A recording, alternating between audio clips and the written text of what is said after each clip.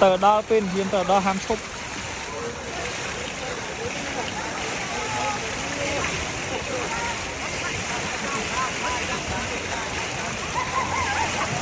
tiết bên tiết của trường lang đầy bọt đáy nó lương của trường lang cái đáy nó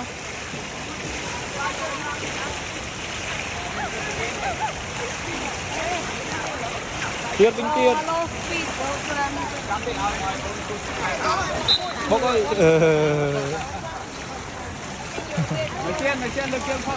bên cái trường bên đây hôn cái đó nát kìa nát hay trong lấy kìa kia chưa